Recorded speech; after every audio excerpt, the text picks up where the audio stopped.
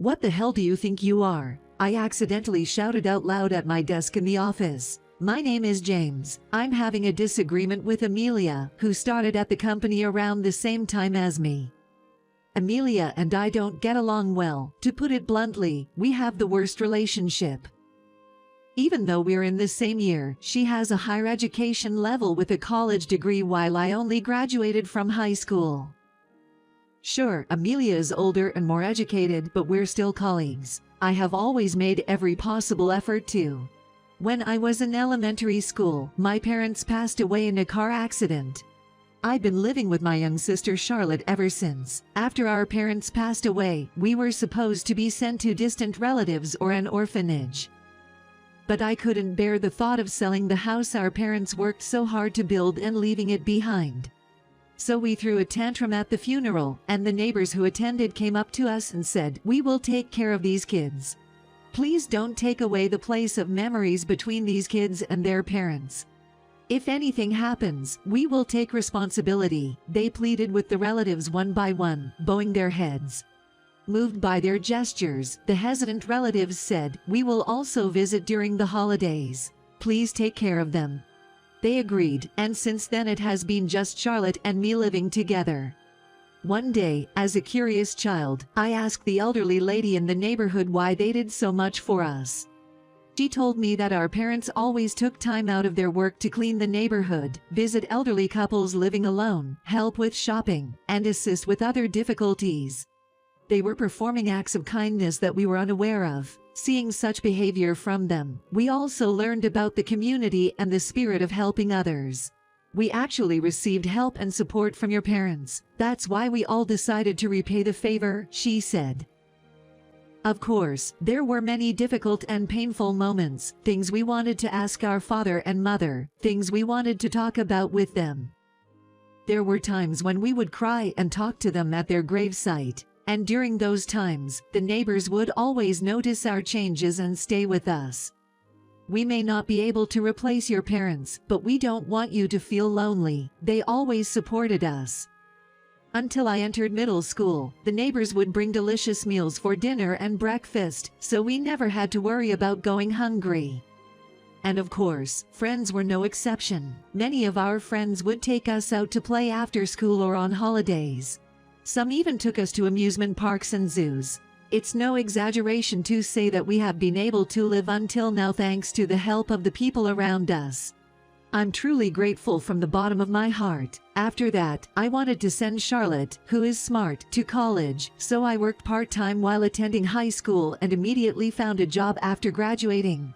By the way, I once tried to give the neighbors some money as repayment for all the meals they had provided so far, saying, "Let me gradually pay you back for the food expenses."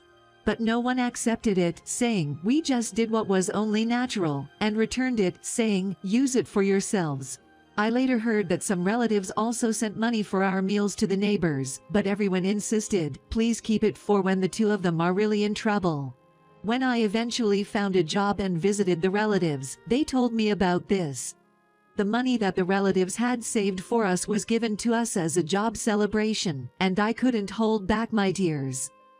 It was at that moment I made up my mind to properly repay the people who helped us someday. After becoming a working adult, I forgot to have my own time and just worked frantically. I would often find myself doing tasks that could be done at home or work, even on my days off. I think I was so focused on improving my work performance that both Charlotte and the people around me became concerned.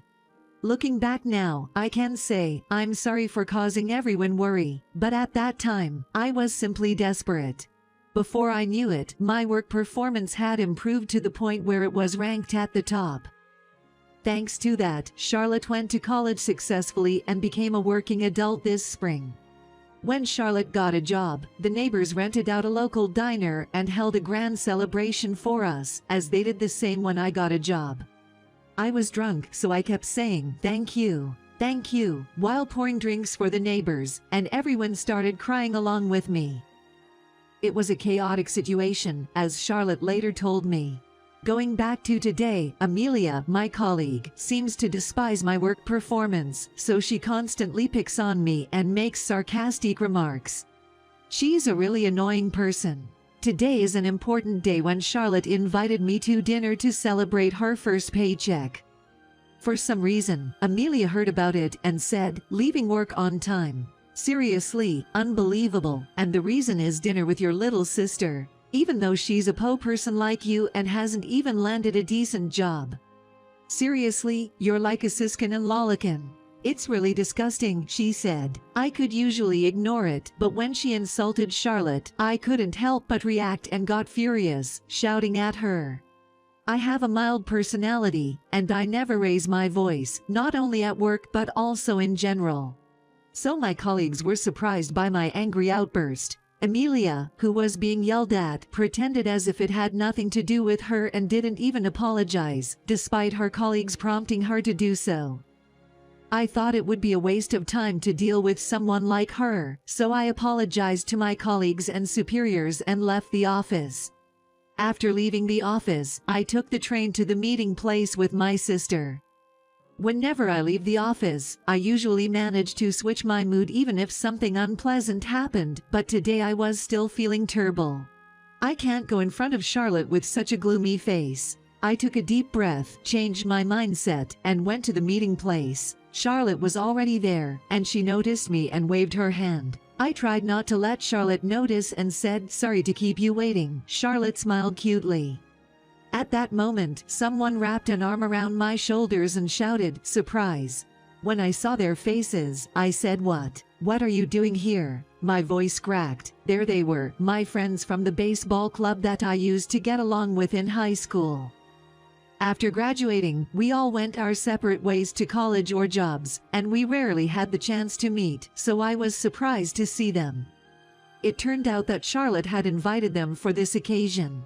You like lively atmospheres, right? And it's more enjoyable to eat together with everyone, Charlotte said, understanding me perfectly. Indeed, I always preferred a lively atmosphere over being alone. I think I had unconsciously acted to make sure Charlotte and I were never alone, making unnecessary noise and inviting friends to have a great time. It was a behavior ingrained in me since a long time ago. Our parents, who passed away, also loved lively atmospheres. Looking at the photos, our parents were always surrounded by people. I think we inherited that sociable nature from them. As we entered the restaurant, a cheerful voice greeted us, saying, "Welcome." It was a highly popular high-end steak restaurant in the city. "Is it really okay to be here?" I asked my sister nervously. Don't underestimate me," Charlotte replied confidently. My friends also teased, "Don't underestimate us either." Their playful actions helped ease my tension. Although I was still flustered inside, the dishes in front of us were all splendid. The delicious meat and the nostalgic stories with my friends created the perfect moment. Then, a new customer entered the restaurant. When I turned to look, it was none other than Amelia, with whom I had a big fight at work today. Later, I found out that she likes to trying out various restaurants on her own. She must be quite a gourmet. Not knowing that, my joyful mood instantly dampened, and I looked at Amelia with surprise and awkwardness, my mouth wide open.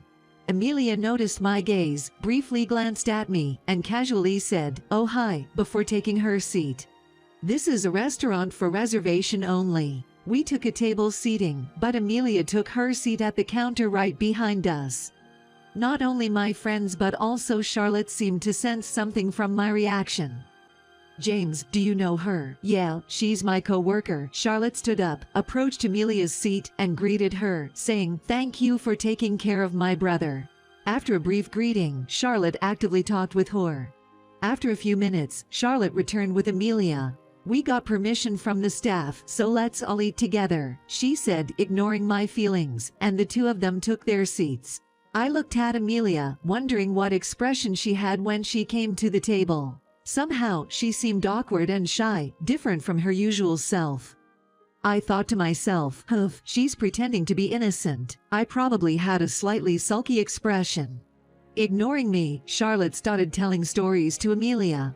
She talked about how I took care of her and how she wouldn't be where she is now without me.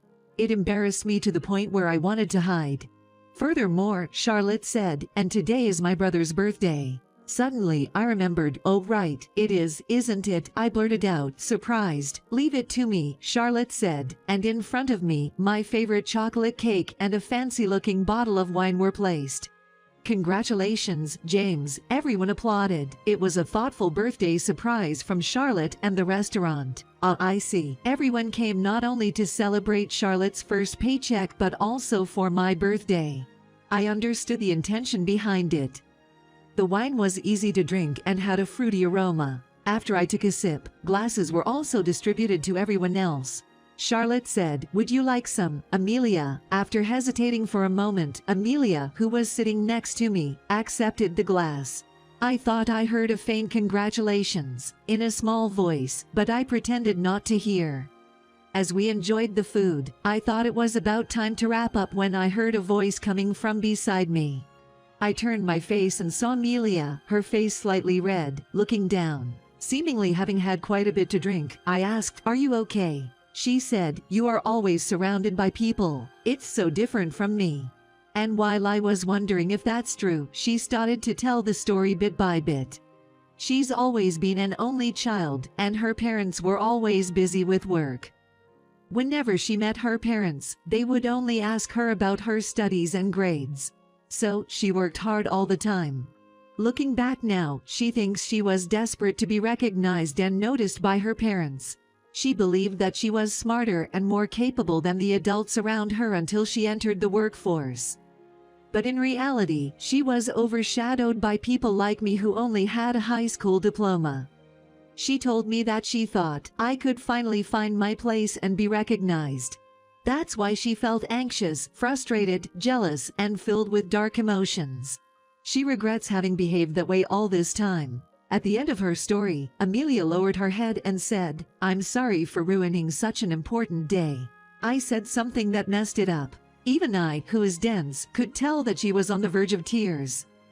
I quickly replied, "No, I'm sorry too. I lost my temper, shouting at a woman like that. If Charlotte finds out, she'll give me hell, ha." I laughed and said, Amelia smiled and chuckled, saying, "Thank you for the enjoyable time today.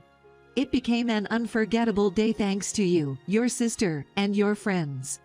So I said, "By the way, some time ago, you said congratulations for me, right?" "Thank you." While I thought we looked like a couple who had just fought, Charlotte caught our gaze. She approached me with a smirk and said, "You two seem to have a good atmosphere. Is there something going on between you?" We tried to escape from Charlotte and our friend's strange inquiries and quickly left the restaurant, disbanding.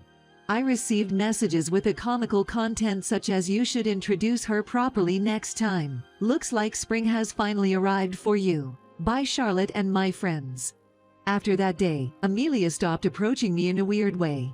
On the contrary, she started consulting me about work, and when I had free time, I would help her. The colleagues were quite surprised by the change between us, but when Amelia and I teamed up, things went smoothly, and the company's performance seemed to improve. Because of that, my boss would pat me on the back and say, "Well, I'm proud of you both. Thanks to you two getting along so well, the performance of our department is improving. Keep working well together," while laughing loudly. The distance between Amelia and me seemed to have slightly narrowed. She suddenly asked me, "Hey, there is a restaurant that I was introduced to. Do you have any days available?" I was surprised by the sudden invitation but thought to myself, that's a characteristic invitation from her with her proactive nature, and nodded. That day, my sister gave me many presents. I don't know what the future holds for the two of us, but I want to cherish and turn the many gifts I received from my sister and everyone into happiness.